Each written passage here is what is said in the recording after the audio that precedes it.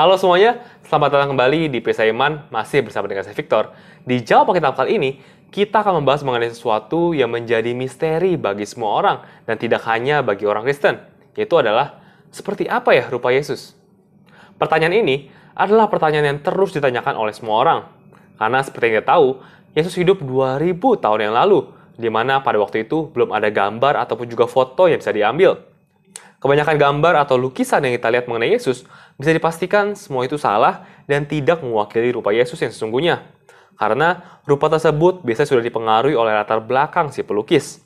Makanya, kita melihat seringkali bahwa Yesus digambarkan memiliki kulit putih, mata biru, dan juga sebagainya. Hari ini, kita akan coba membahas mengenai petunjuk-petunjuk yang bisa membantu kita untuk menerka-nerka seperti apa ya rupa Yesus. John Taylor, seorang profesor dari King's College London, membuat riset mengenai rupa Yesus untuk dimasukkan ke dalam bukunya yang berjudul What Did Jesus Look Like? Dia percaya bahwa penampilan Yesus serupa dengan orang lainnya yang hidup di Timur Tengah pada abad pertama. Orang Yahudi kuno memiliki perawakan yang mirip dengan orang Mesir pada waktu itu. Berdasarkan bukti arkeologi, kebanyakan pria Yahudi yang hidup di abad pertama memiliki tinggi rata-rata 168 cm dan mata berwarna coklat. Bagaimana kalau kita mengacu kepada Alkitab? Sayang sekali, Alkitab tidak berkata banyak mengenai bagaimana rupa Yesus yang sesungguhnya. Tapi, mari kita coba tarik beberapa kesimpulan-kesimpulan dari hal-hal yang kita bisa pelajari dari Alkitab. Nah, yang pertama, kemungkinan besar Yesus memiliki rambut yang berwarna hitam. Hal ini kita bisa tarik dari Matius 5 ayat 36, di mana pada waktu itu Yesus berkata pada pengikutnya seperti ini. Janganlah juga engkau bersumpah demi kepalamu, karena engkau tidak berkuasa memutihkan atau menghitamkan sehelai rambut pun. Kemungkinan besar juga Yesus memiliki kumis dan juga jambang. Kenapa? Karena kebanyakan pria Yahudi pada waktu itu mengikuti hukum Musa yang tertulis dalam Imamat 19 ayatnya ke-27, di mana tertulis, janganlah kamu mencukur tepi rambut kepalamu berkeliling, dan janganlah engkau merusakkan tepi janggutmu.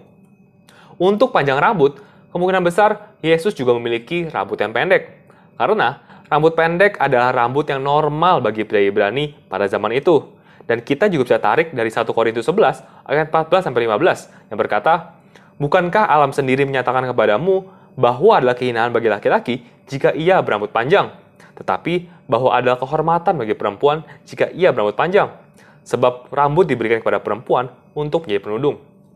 Kemungkinan juga rupa Yesus tidak akan menonjol, karena kalau menonjol pastilah penulis Injil menyebutkan mengenai hal ini.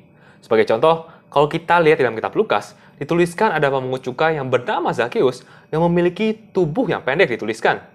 Dan jika Yesus memiliki tubuh yang tinggi di atas rata-rata orang pada waktu itu, maka harusnya Zakheus bisa melihat Yesus tanpa perlu memanjat pohon. Di dalam Perjanjian Lama, kita melihat bahwa dituliskan rupa daripada Raja Saul sebagai elok rupanya dan juga tinggi. Ataupun juga Goliat yang dituliskan memiliki tubuh yang tinggi. Alasan kenapa Yesus tidak dituliskan rupanya oleh para penulis Injil, kemungkinan besar karena Yesus sendiri tidak memiliki rupa yang menonjol ataupun juga tubuh yang tinggi. Dan sebenarnya, hal ini telah dinubuatkan di dalam Yesaya 53, ayatnya yang kedua. Mari kita baca. Sebagai taruk, ia tumbuh di hadapan Tuhan, dan sebagai tunas dari tanah kering. Ia tidak tampan, dan semaraknya tidaklah ada, sehingga kita memandang dia, dan rupa pun tidak, sehingga kita menginginkannya. Salah satu gambar tertua mengenai Yesus itu datang 235 tahun setelah kebangkitannya.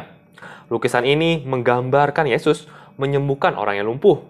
Lukisan ini ditemukan di Syria pada salah satu dinding gereja Dura Europos, salah satu gereja Kristen tertua di dunia. Gambar kuno Yesus lainnya ditemukan di katakombs ataupun juga kuburan bawah tanah Romawi pada tahun 400 Masehi, di mana menggambarkan Yesus sebagai gembala namun tanpa kumis. Lalu, apakah kesimpulannya?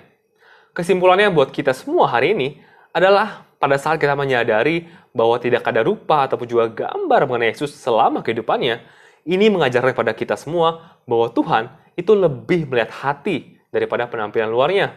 Sebagaimana yang ditulis di dalam 1 Samuel 6 ayat yang ke-17. Mari kita baca. Tetapi berfirmanlah Tuhan kepada Samuel, janganlah pandang parasnya atau perawakannya tinggi, sebab aku telah menolaknya. Bukan yang dilihat manusia yang dilihat Allah. Manusia melihat apa yang di depan mata, tetapi Tuhan melihat hati. Yesus pun pernah berkata di dalam Yohanes 7 ayat 24, di mana kita tidak bisa menghakimi sesuatu hanya dari penampilannya saja, tetapi hakimilah dengan benar dan juga adil. Markus, Matius, Petrus, dan juga Yohanes adalah murid-murid Yesus yang berjalan bersama dia dan juga menuliskan kitab mengenai dia. Tetapi kalau kita lihat, tidak ada satupun daripada mereka yang menuliskan mengenai bagaimana sih penampilan Yesus. Saya yakin bahwa ada pesan tertentu buat kita semua. Pesannya adalah supaya kita semua bisa fokus pada apa yang diajarkan oleh Yesus, bukan penampilannya. Di saat kita merasa rendah diri karena mungkin orang-orang menghina rupa kita ataupun juga penampilan kita, ingatlah bahwa Yesus juga tidaklah spesial dalam rupanya. Ia tidak dinilai tampan ataupun juga gagah. Bahkan orang menghina dia dan meludahi dia. Inilah yang dilakukan oleh orang dunia ini, menilai sesuatu dari rupa dan juga penampilannya. Tetapi ingat, ini bukanlah yang dilakukan oleh orang Kristen.